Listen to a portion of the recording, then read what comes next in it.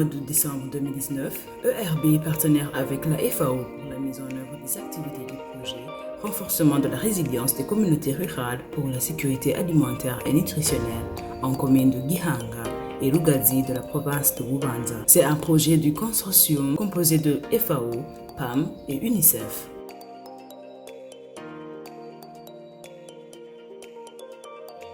De nombreuses activités sont en train d'être exécutées pour atteindre les objectifs et les résultats du projet.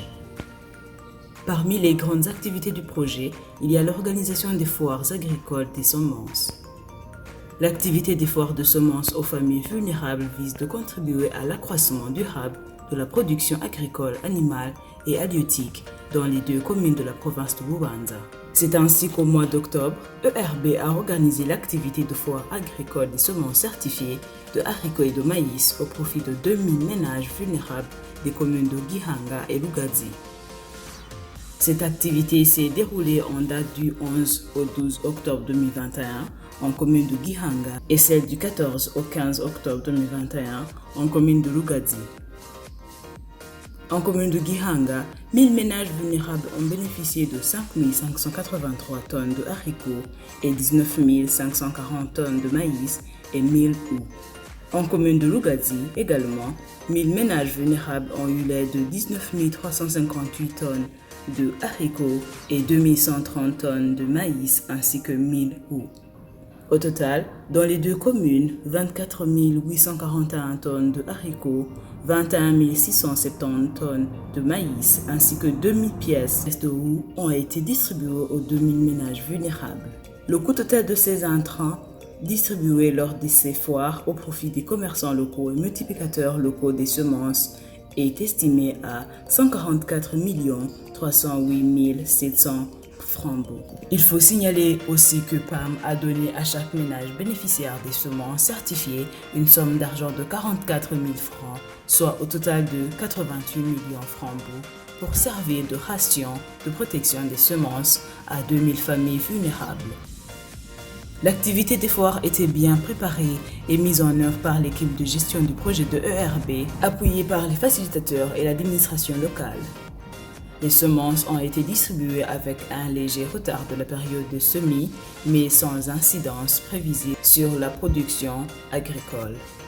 Les autorités locales, le directeur du bureau provincial de l'environnement, l'agriculture et l'élevage ainsi que les bénéficiaires ont témoigné de leur satisfaction. Nitwa Ndayisaba Leopold wasanze ndongoye no komine ya Gihanga. Hanyuma no musi abenegihugu baramutse baronswa imbuto kugira ngo bashobore kurimira agatasi. Ivyo rero tukabikesha ishirahamwe ERB rifashe umugongo na FAO. Ivyo akaba ari ibikorwa bishimwa n'aba benegihugu bariko bararonswa ino mbuto kuko nkuno munsi haza kuronswa imbuto abenegihugu bashika ku gihumbi rero akaba abenegihugu batari bake akaba hagiye haracagurwa bitoye ko bafise amikoro make kugira ngo bashobore kuronka iyo mbuto. Aho nkavuga nti imbuto ije hageze kuko ku mitumba aho tugendera baravuga bati kurima nivyo ariko ntibabona aho bazokura imbuto.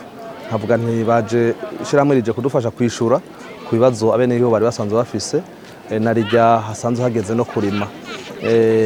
Rero tugashimira cyane ERB kuko imaze igihe ikora ibikorwa mwene ibi mu komine yacu ya Gihanga kandi natwe twadukorana neza cyane tukatugendera imitumba tukaraba ku by'ukuri abenegihugu bateza kuronswa ino mfashanyo kuno gushigikirwa.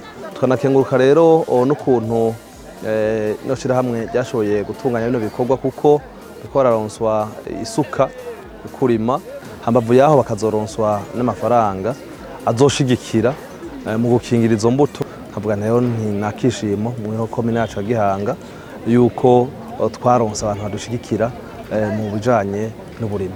Jewe nitwa Isaac Nyandwi musitanteri wa komine Rugazi. Uyu numunsi ugira kabiri hatangwe igikorwa cyo gutanga imbuto hano muri komine yacu ya Rugazi.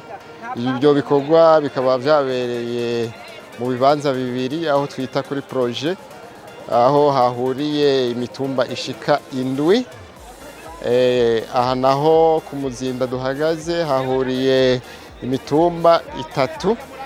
No kuvuga ko kuri iyo mitumba yose hariho abenegihugu bashika igihumbi baronka imbuto, bakaronka isuka kuri umwe kandi bakaronka n'amafaranga ashika 44,000 bibafasha kugira ngo izo mbuto bazishikane mu mihana, bashobore kandi no kwikanura kugira ngo bashobore kuziteragira. Twebwe rero turashimira cyane shirahamwe FAO rifasha kugira ngo ivyo bikorwa bigende neza, ndetse rikaba rifadikanya n'abasanzwe bakurikirana imirimo y'ivyo bikorwa ERB, kuko bararangura neza igikorwa bashinzwe. Kandi mu mice yose ya komine ya Rugazi turashima ingene ibikorwa bikorwa.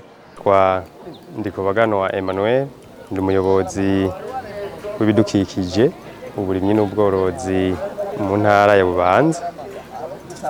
No munsi twaramutse tuza gushigikira ibikorwa caramutse gitunganywa n'umugambi wa FAO tubeho neza. Uwo mugambi ukaba ushigwa mu ngiro n'ishirahamwe ERB ufashwe mu mugongo na FAO. Rero uno munsi akaba habaye ihayanishwagurishwa y'imbuto, mbere bigaca bituma n'abarimyi basanzwe bafashwa n'uwo mugambi bagera ku 1000 baca baronswa imbuto.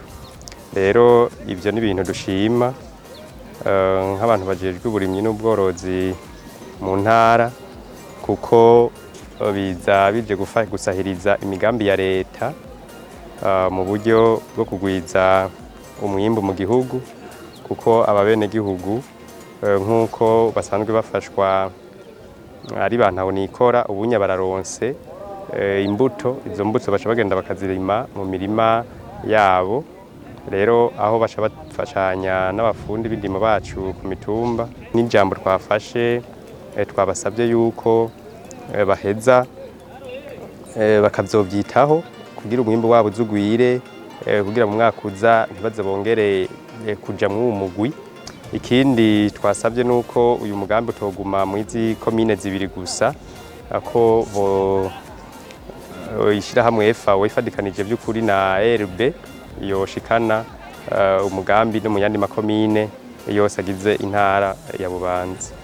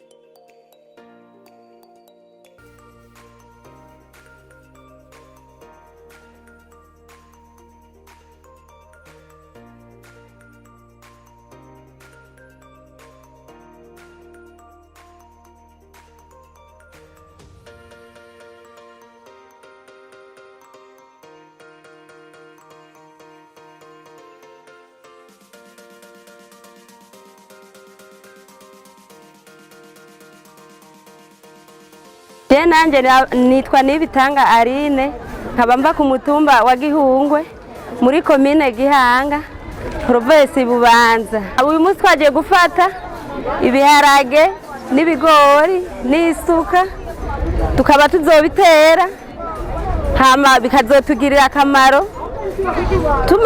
Turashimye kandi tumaze kubitera tukabirima, imvura ikagwa neza tukaronka, tuzoshobora kubigaburira imiryango yacu kandi bizotugirira akamaro. Tuzobigabura umuryango, bitugirire akamaro keza, tugire amagara meza, tubeho neza.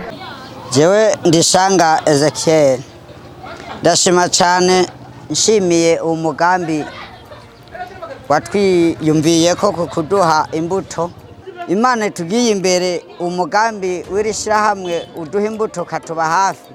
Nukuri ndawushimira cyane. Nikindi imbere cyane nkunze nakengurutse nacyonyere ku umugambi isuka. Nitwa Irangu Ndakasorata, nkaba mvuka ku mutumba wa Ruzi. umugambi FAO rero ukaba waduhaye imbuto, izo mbuto nkaba nazirose n'ibiharage nzobiteragira hama kandi ndabitere ku murongo kijambere kugira vyimbuke nanje nshobore guha ko abandi kuwo mwimbu. Ndashaka ko noba n'umugwiza mbuto mu bandi, hama n'isuka nayirose kandi nzobabuyirimishe.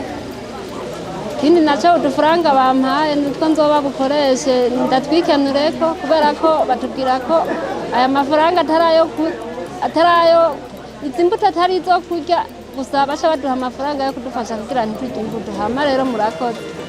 Nitwa Ndayisenga Esperance, nkaba mva muri komine Rugazi umutumba wa Karambira. Bampaye imbuto y'ibiharage ibiro 10, bampara n'isuka, nzoza kurima ndabirime kijambere ndabikurikirane gushika byeze bize bibe neza bintungire n'umuryango. Bakoze cyane. En conclusion, ERB voudrait remercier tous les partenaires qui ont contribué à la réussite de l'organisation des foires dans les 2 communes. ERB remercie en particulier la FAO et le PAM pour la bonne collaboration ainsi que les autorités locales pour leur accompagnement.